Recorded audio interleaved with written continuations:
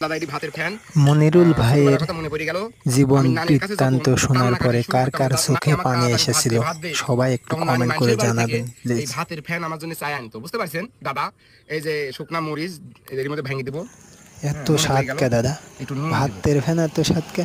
একটু নুন দিব। এই যে নুন দিয়া এইভাবে লড়াচড়া দিব। আহ হুম। সত্য কথা, মনিরুল ভাইয়ের পরে জীবন নানি বৃত্তান্ত শোনার পরে মানুষের বাড়ি থেকে আমার তো ভাতের চোখে ফ্যান চায় পানি আনতো, এসে বুঝতে পারছেন দাদা? গিয়েছিল। আমাকে আর কি দিত।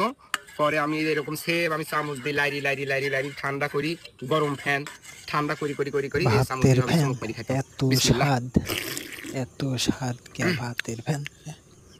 ভাতের ফ্যান কি সুন্দর স্বাদ লাগছে দাদা, আমার কাছে সেই সুন্দর স্বাদ লাগতেছে। ভাতের ফ্যান এত স্বাদ কে দাদা? কঠিন স্বাদ লাগতেছে আমার কাছে। সেই আহ স্বাদ লাগতেছে দাদা, আমার কাছে না সেই স্বাদ লাগতেছে। আহ